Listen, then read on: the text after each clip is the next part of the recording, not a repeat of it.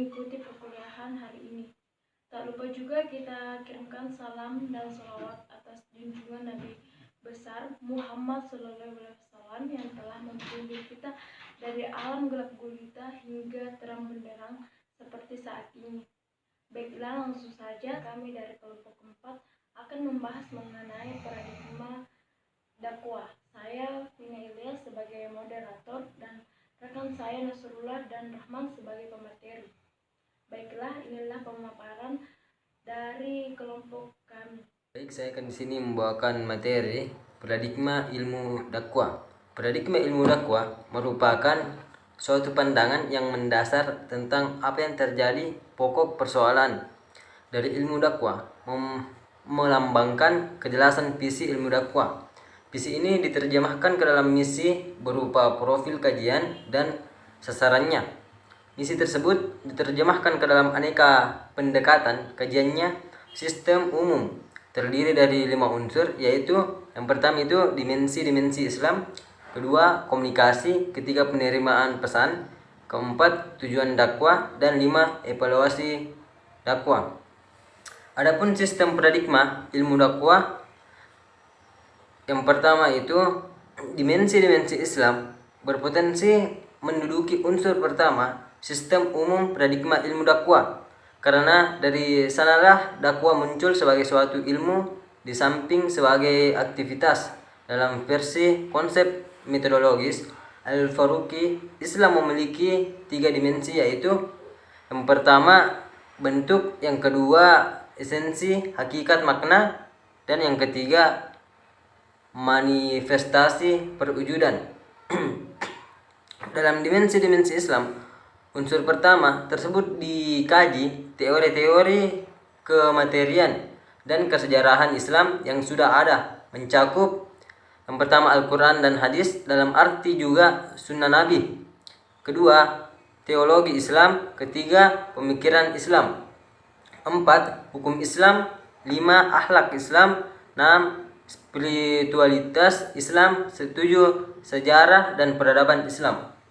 Untuk mencapai realitas historisitas yang ingin diciptakan dimensi-dimensi Islam perlu diterjemahkan ke bentuk komunikasi.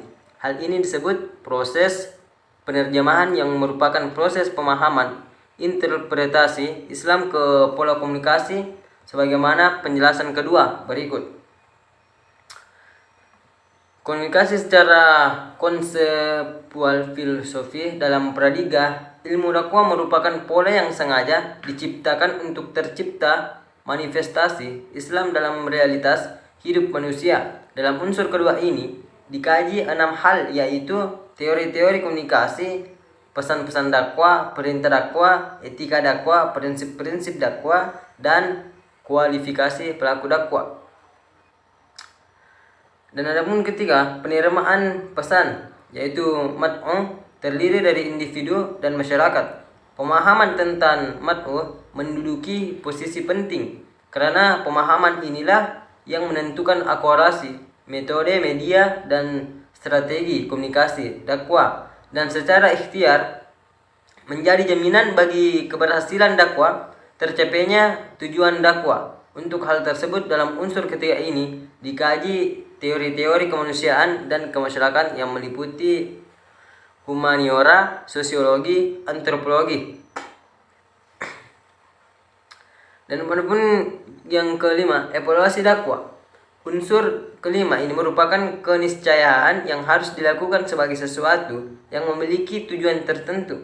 Demikian juga evaluasi dakwah terhadap pencapaian tujuan dakwah. Oleh karena itu, evaluasi dakwah merupakan unsur dalam sistem paradigma ilmu dakwah. Dalam evaluasi dakwah ini kemudian dilahirkan teori-teori dakwah dan teori pengembangan dakwah, khusus teori-teori pengembangan dakwah di antara keempat jurusan pada lembaga studi ilmu dakwah yang sudah ada di KPI, BPI, MD, dan PMI. Karakteristik paradigma ilmu dakwah. Dalam hemat penulisan, tujuan dakwah merupakan pijakan utama untuk mengonstruksi paradigma ilmu dakwah atau PID Inilah yang menjadi karakter khas ilmu dakwah yang membedakannya dengan paradigma ilmu komunikasi secara umum, sebab tujuan dalam dakwah merupakan komponen dakwah dan sekaligus unsur sistem dakwah. Dakwah secara sistematis mengarah pada tujuan yang telah ditetapkan dalam pola komunikasi yang sengaja diciptakan untuk manifestasi Islam. Sedangkan tujuan dalam komunikasi bersifat arbitrer, komunikasi hanya mengarah kepada kesuksesan penyampaian pesan. Jadi hanya itu penyampaian dari saya. Profil paradigma ilmu dakwah dan aplikasi kajiannya. Secara ilmiah, muncul gagasan konstruksi sosial yang islami mengarah pada manifestasi the form of Islam dalam kehidupan manusia atau masyarakat yang sengaja ingin diciptakan oleh dakwah. Konstruksi sosial merupakan salah satu unsur dalam interparadigma ilmu dakwah.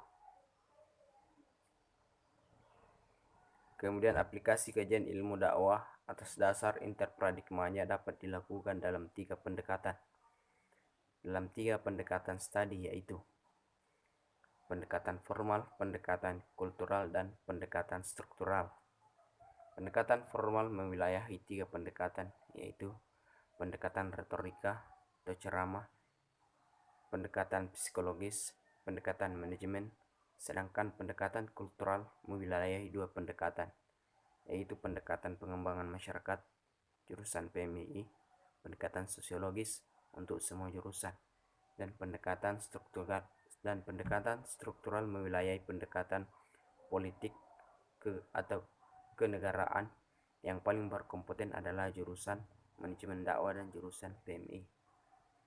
Kemudian konsekuensi paradigmatik. Konsekuensi paradigmatik ini mempertimbangkan sistem paradigma Thomas S. Kuhn dengan penjelasan sebagai berikut. Setiap paradigma memiliki siklus kerja dan siklus inilah sebagai ciri dinamika paradigma yang bersangkutan. Untuk paradigma Islam dakwah, siklus tersebut merupakan sistem utama kerja ilmu dakwah. Peta komposisi ilmuwan filosofis dan ilmuwan biasa praktisi harus diciptakan dalam sistem keseimbangan ilmu dakwah, meskipun pada awalnya bersifat kultural akademik dari prestisius ke individual. Pelatihan paradigmatik Islam dakwah berwujud beberapa jurusan dalam kelembagaan studinya, yakni KPI, BPI, MD, dan PMI.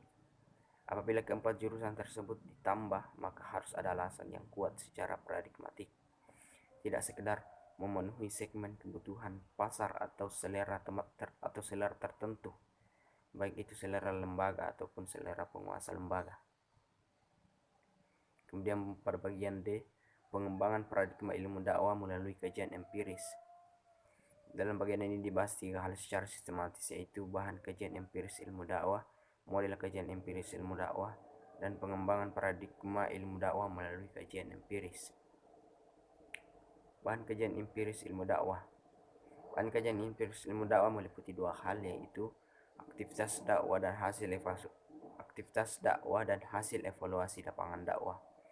Aktivitas dakwah yang dikaji meliputi semua terpaan dalam penelitian dakwah, yaitu dai, pelaku dakwah, mad'u, penerima pesan dakwah, materi dakwah, metode, media dan strategi dakwah, dan evaluasi terhadap tujuan dakwah. Bahan-bahan yang dikaji dari proses tersebut adalah perilaku nyata, hubungan mad'u dan teknik dakwah, makna-makna pada efisiensi dan efektivitas pencapaian tujuan dakwah. Kemudian hasil evaluasi lapangan dakwah. Hasil evaluasi lapangan dakwah di sini dikaitkan dengan aksiologi, hubungan antara produk ilmu dakwah dengan konsumennya. Kajian empiris ilmu dakwah meneliti sifat holistik persoalan tersebut atas dasar beberapa asumsi sistematis. Misalnya, yang pertama, adanya gaya hidup praktis sebagai kecenderungan. Yang kedua, persepsi dalam memperlakukan syariat Islam. Yang ketiga, suasana yang dikehendaki dalam pelaksanaan ibadah. Dan yang keempat, tujuan yang dikehendaki dalam ibadah. Kemudian model kajian empiris ilmu dakwah. Model kajian empiris ilmu dakwah merupakan pendekatan kualitatif lapangan. Model-model kajiannya dapat berupa 6 bentuk, yaitu penelitian interpretatif asal untuk penelitian lapangan, penelitian aksi, penelitian pengembangan, penelitian evolusional, penelitian deskriptif dan penggambaran, dan penelitian komparatif atau perbandingan.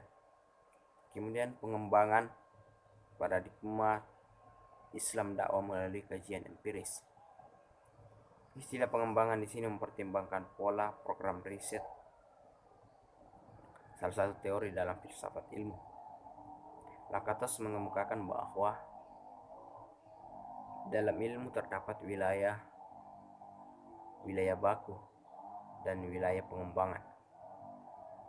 Heuristik negatif disebut juga wilayah absolut normatif, sedangkan heuristik positif disebut juga wilayah historisitas.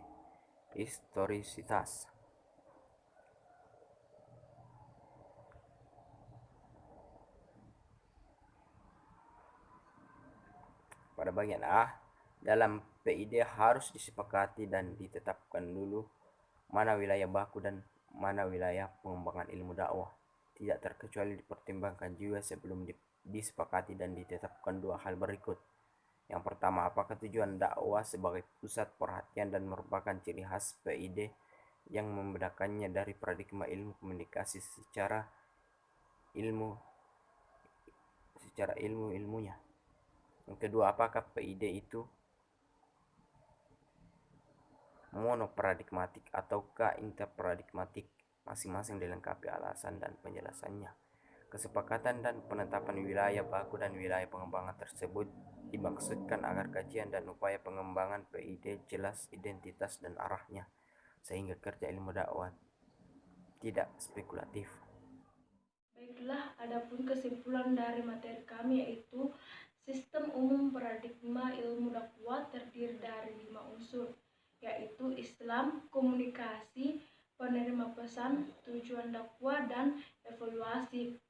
Paradigma khas ilmu dakwah bertumpu pada tujuan dakwah sebagai pijakan utama. Paradigma ilmu dakwah merupakan interparadigmatik, bukan monoparadigmatik. Unsur-unsur interparadigmatik ilmu dakwah adalah paradigma konstruksi sosial, definisi sosial, dan perilaku sosial. Bahan kajian teoris dalam paradigma ilmu dakwah adalah 1. Aktivitas dakwah, dan 2. Hasil evaluasi lapangan dakwah. Sedangkan kajiannya menggunakan pendekatan kualitatif lapangan dengan berbagai metodenya.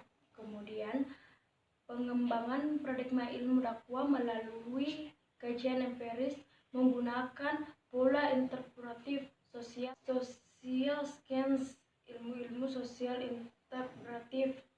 Sasaran dan tujuan pengembangan adalah ditentukannya teori-teori baru, dan oleh karenanya tahap analisis yang digunakan adalah grounded research. Itulah tadi pemaparan materi dari kelompok kami. Wassalamualaikum warahmatullahi wabarakatuh.